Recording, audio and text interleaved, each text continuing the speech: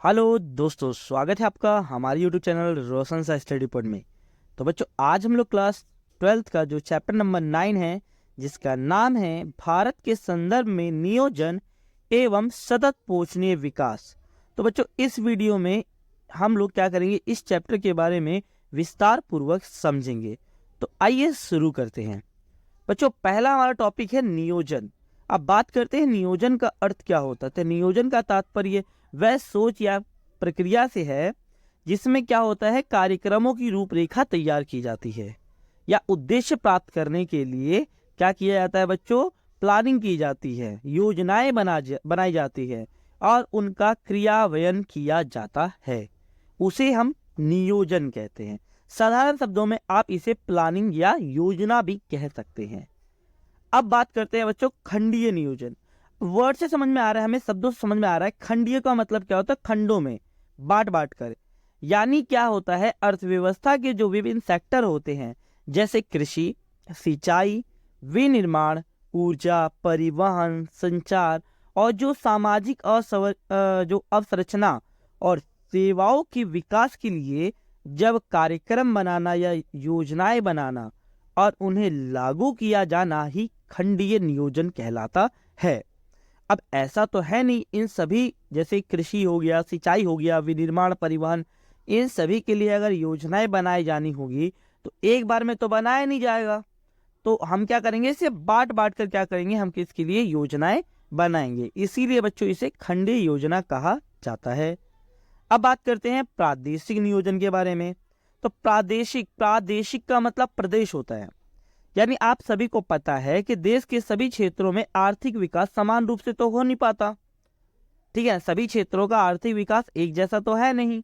इसलिए विकास का लाभ सभी को समान रूप से पहुंचाने के लिए जो योजनाकार थे, उन्होंने प्रदेशों की जो जरूरत थी या जो आवश्यकता थी उसके अनुसार योजनाएं बनाई या नियोजन किया, और इसी को ही प्रादेशिक नियोजन के नाम से जाना जाता है। अब बात करते हैं बच्चों पर्वतीय क्षेत्र विकास कार्यक्रम। तो पर्वतीय क्षेत्र विकास कार्यक्रम अगर देखा जाए तो सामान्यतः ये national committee on the development ने 1991 में क्या हुआ था, 81 में इसे पेश किया था। इसके अंतर्गत उन पहाड़ों की, जो पहाड़ है ना जिनकी ऊंचाई 600 मीटर से अधिक है, उन सभी को इस योजना के अंतर्गत शामिल किया गया था। और ये बात कही गई थी कि जनजातियों के लिए बने योजनाओं के अंतर्गत ना आते हो। कहने का मतलब क्या है बच्चों, कि मतलब इस क्षेत्रों को इस योजना के अंतर्गत शामिल करने की सिफारिश की गई थी, जो मतलब जो इन पहाड़ी में कोई भी जनजाति ना रहती हो। ठीक है ना, इसके लिए। इसके साथ साथ इन क्षेत्रों की भू आकृति, पारिस्थितिकी, सामाजिक और आर्थिक परिस्थितियों को ध्यान में रखकर विकास की योजनाएं बनाई गई थी पर्वतीय क्षेत्र विकास कार्यक्रम के तहत। अब बात करते हैं बच्चों, पर्वतीय क्षेत्र विकास कार्यक्रम को बनाते समय 3 बातों का ध्यान रखा गया था। पहली बात क्या थी कि जब ये कार्यक्रम चालू किया जाएगा तो सभी लोगों को लाभ मिले। दूसरा, स्थानीय संसाधन एवं प्रतिभाओं का क्या किया जाए, विकास किया जाए। और तीसरा क्या था, पिछड़े क्षेत्रों को व्यापार में शोषण से बचाना इसका उद्देश्य था। ठीक है, कि जो पिछड़े क्षेत्र हैं, ठीक है, उनको व्यापार में हो रहे, जो व्यापार में, जैसे व्यापार में शोषण किस प्रकार का होता है कि उनकी जो संसाधन है उनको ले लिया और उनके बदले उनको बहुत कम कीमत दी गई। तो इससे संबंधित जो शोषण हो रहा था, इनसे बचाना था पर्वतीय क्षेत्र विकास कार्यक्रम का उद्देश्य। अब बात करते हैं बच्चों सूखा संभावित क्षेत्र विकास कार्यक्रम। बच्चों, इस कार्यक्रम की जो शुरुआत हुई थी वो चौथी और पांचवी जो पंचवर्षीय योजना थी, चौथी पंचवर्षीय योजना में इसकी शुरुआत हुई थी। आप सभी को पता ही है कि भारत में हर साल, मतलब हर 5 साल बाद क्या होता है, पंचवर्षीय योजनाएं बनाई जाती है। ठीक है, तो चौथी पंचवर्षीय योजना के अंतर्गत ही सूखा संभावित क्षेत्र विकास कार्यक्रम को शामिल किया गया था। आपने इसके बारे में मतलब पोन साइंस में भी आपने पढ़ा होगा। अब बात करते हैं इसके उद्देश्य के बारे में। तो सूखा संभावित क्षेत्र का उद्देश्य क्या है, पहला इसका उद्देश्य क्या था, जो सूखा संभावित क्षेत्र में लोगों को रोजगार उपलब्ध करवाना था। यानी जिन क्षेत्रों में सूखा ज्यादा पड़ता है या संभावना होती है उन क्षेत्रों में वहाँ के लोगों को रोजगार उपलब्ध कराना था। इसके साथ साथ उसके प्रभाव को कम करने के लिए उत्पादन के साधनों को विकसित करना था, यानी सूखे की संभावना को कम करने के लिए, ठीक है ना, उत्पादन के साधनों को विकास करना था। 5वीं पंचवर्षीय योजना में इस कार्यक्रम के अंतर्गत अधिक श्रम की आवश्यकता वाले सिविल निर्माण कार्यों पर बल दिया गया। सिविल निर्माण मतलब क्या होता है, भवन निर्माण कार्यों को काफी बल दिया गया।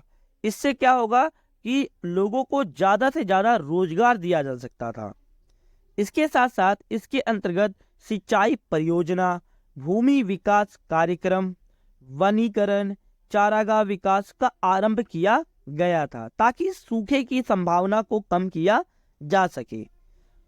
चौथा क्या था बच्चों, गांवों में आधारभूत अवसंरचनाएं, जैसे क्या हो सकता है, आधारभूत अवसंरचनाएं जो जरूरी चीजें हैं, जैसे विद्युत, सड़क, बाजार और ऋण की सुविधा और सेवाओं पर बल दिया गया था। इस क्षेत्र के विकास की जो रणनीति में जल, मिट्टी, पौधों और मानव और पशु जनसंख्या के बीच पारिस्थितिकीय संतुलन और पुनः स्थापन पर भी ज्यादा ध्यान दिया गया था कि जल वहां उपलब्ध कराया जाए, मिट्टी की देखा जाए कि मिट्टी कितना उपजाऊपन है या नहीं है, पौधों के बारे में, मानव और पशु जनसंख्या कितनी है, इन सभी का ध्यान रखा गया था सूखा संभावित क्षेत्र में। अब बात करते हैं बच्चों भरमौर क्षेत्र विकास कार्यक्रम। तो बच्चों याद रखिए, भरमौर क्षेत्र विकास कार्यक्रम, ये क्षेत्र विकास योजना भरमौर क्षेत्र के निवासियों की जीवन गुणवत्ता को सुधारने व हिमाचल के अन्य प्रदेशों के समानांतर विकास के उद्देश्यों से शुरू की गई थी, ठीक है ना, और ये मुख्यतः हिमाचल प्रदेश में आरंभ किया गया था।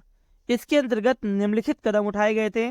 जैसे पहला कदम क्या उठाया गया था बच्चों, जो आधारभूत अवसंरचना जैसे विद्यालय स्थापित किया जाए और अस्पतालों का विकास किया जाए।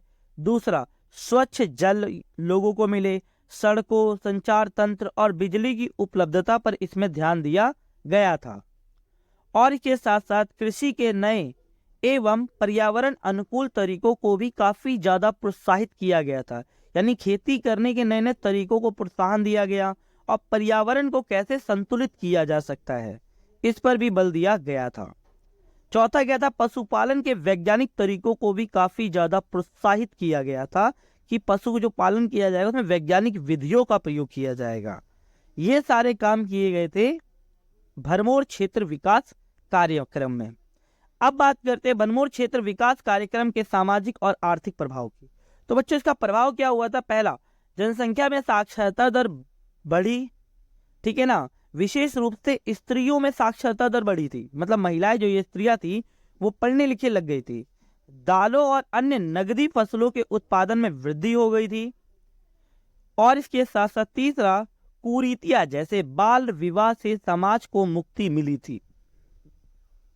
चौथा, लिंगानुपात में सुधार हुआ था, ठीक है। और पांचवा, लोगों के जीवन स्तर में वृद्धि हुई थी, यानी कहने का मतलब क्या, लोगों के जीवन स्तर और ज्यादा बेहतर हो गया था। सूखा संभावित क्षेत्र के ये बच्चों सामाजिक और आर्थिक प्रभाव थे। अब बात करते हैं सतत पोषणीय विकास। आप सभी को पता है सतत पोषणीय विकास एक ऐसा विकास है जो भविष्य में आने वाली पीढ़ियों की आवश्यकताओं की पूर्ति प्रभावित किए बिना वर्तमान पीढ़ी द्वारा आवश्यकताओं की पूर्ति हेतु किया जाता है, उसे सतत पोषणीय विकास कहते हैं। बच्चों कहने का मतलब क्या है कि हम लोग क्या करें, वर्तमान पीढ़ी के द्वारा आवश्यकताओं को देखते हुए भविष्य की पीढ़ी को भी ध्यान में रखकर अगर जो हम विकास करें उसे सतत पोषणीय विकास कहते हैं। उदाहरण के लिए अगर बात की जाए, भूमि जल का उपयोग करते समय हमें इस बात का ध्यान रखना चाहिए, यानी भूमि जो जल होता है ना, जो जमीन से जो पानी निकलता है, उसको उपयोग करने से पहले हमें यह ध्यान रखना चाहिए कि जल स्तर अधिक नीचे ना जाए और वर्षा के जल का धरातल में रिसाव आसानी से हो सके, इस बात का ध्यान रखना चाहिए। अन्यथा भूमि जल की लगातार क्या हो जाएगी, कमी हो जाएगी। और आप सभी को पता है भूमि जल की लगातार कमी होगी तो भूमि जल में क्या होगा, फ्लोराइड की मात्रा बढ़ जाएगी। हमने इससे पहले पढ़ा था जल संसाधन में, ठीक है ना, उनके मैंने आपको नकारात्मक पक्ष बता दिए थे। चलिए अब बात करते हैं बच्चों इंदिरा गांधी नहर कमान क्षेत्र, ठीक है। इंदिरा गांधी नहर कमान क्षेत्र, अगर इसके बारे में बात की जाए, पहले प्रभाव हैं तो आप सभी को पहले इसके अंदर बता दूं, आप ये राजस्थान में चलाया गया था इंदिरा गांधी नहर कमान क्षेत्र, इंदिरा गांधी द्वारा। इसके अंदर क्या किया गया था, अब इसके सकारात्मक अगर प्रभाव की बात की जाए तो अब लंबी अवधि के लिए जो मिट्टी की पर्याप्त उपलब्धता है, विभिन्न वनीकरण और चारागाह विकास कार्यक्रम अस्तित्व में आए थे, हवा के कटाव और नहर प्रणालियों की गाद में काफी कमी दर्ज की गई थी। ये जो नहरों में जो गाद जम जाती, गाद का मतलब जो मिट्टी जम जाती थी, अब उसमें धीरे धीरे क्या आ गई थी बच्चों, कमी आ गई थी। नकारात्मक ये सारे काम किए गए थे इंदिरा गांधी नहर कमान क्षेत्र में। इसके नकारात्मक प्रभाव क्या थे बच्चों, कि गहन सिंचाई और पानी की अत्यधिक उपयोग के कारण क्या हुआ था, जल भराव और मिट्टी की लवणता की एक खतरनाक दर दर्ज की गई थी। कहने का मतलब क्या है कि ज्यादा से ज्यादा सिंचाई करने से, ठीक है, और जल का ज्यादा से ज्यादा उपयोग करने से क्या हुआ बच्चों, मिट्टी की लवणता काफी ज्यादा बढ़ गई और जो भूमि की उपजाऊ क्षमता जो थी वो धीरे धीरे कम हो गई थी। अब बात करते हैं इसमें, ये तो हमने बात करी सिंचाई के मामले में, सिंचाई के मामले में। अब बात करते हैं कृषि के मामले में। तो इंदिरा गांधी नहर सिंचाई के कृषि पर क्या प्रभाव पड़े, तो सकारात्मक की अगर बात की जाए तो बच्चों, इस नहर की सिंचाई से खेती योग्य भूमि में वृद्धि हो गई थी और फसल की तीव्रता बढ़ गई थी, यानी फसलों के उत्पादन और ज्यादा बढ़ गया। इसके साथ साथ मुख्य वाणिज्यिक जो फसलें यानी गेहूं, चावल, कपास, मूंगफली ने सूखा प्रतिरोधी फसलें जैसे चना, बाजरा और ज्वार की जगह ले ली थी। मतलब जब ज्यादा से मतलब जो गेहूं, चावल, कपास, मूंगफली ये सब क्या होते, इसके तो पानी की ज्यादा जरूरत होती है, तब इसकी खेती की जाती थी। और जब थोड़ा कम सूखा पड़ जाता था या पानी की कमी हो जाती थी, उस समय चना, बाजरा और ज्वार जैसी फसलें उगाई जाती थी। इसके नकारात्मक प्रभाव क्या था बच्चों, गहन सिंचाई भी जल की जमाव और मिट्टी की लवणता का कारण बन गई थी। इसलिए निकट भविष्य में ये कृषि की स्थिरता को बाधित कर सकता है। मतलब कहने का मतलब क्या है कि ये व्यवस्था अच्छी तो थी, लेकिन क्या हुआ, भविष्य के लिए कृषि को स्थिर बना देती थी, यानी उतनी बेहतर तरीके से कृषि भविष्य में नहीं हो पाएगी। यहाँ सभी को पढ़ा ही होगा आप लोगों ने कि अगर हम जमीन को या भूमि को अगर जरूरत से ज्यादा हम सिंचाई करें तो उसकी भूमि की उर्वरक क्षमता क्या हो जाती है बच्चों, खत्म हो जाती है। तो इसमें यही काम किया गया, तो भविष्य में क्या स्थिरता बनी रहेगी। जैसे वर्तमान में जो फसलों का उत्पादन ज्यादा हो रहा है, क्या भविष्य में ये फसलों का उत्पादन ज्यादा होगा, तो ये भविष्य में फसलों का उत्पादन ज्यादा नहीं होगा। अब बात करते हैं बच्चों, इंदिरा गांधी नहर कमान क्षेत्र में सतत पोषणीय विकास को बढ़ावा देने के लिए क्या क्या उपाय किए गए थे। तो बच्चों पहला क्या किया था, जल प्रबंधन नीति को कठोरता से क्रियान्वयन करना था, यानी जो जल प्रबंधन नीति जो बनाई गई थी इसको कठोरता से लागू करना था और लोगों को पालन करवाना था। दूसरा क्या था, सामान्यतः जल संघन फसलों को नहीं बोना चाहिए, यानी जल संघन का मतलब क्या होता है बच्चों, जिसमें जल की ज्यादा जरूरत होती है उन फसलों को नहीं बोना चाहिए।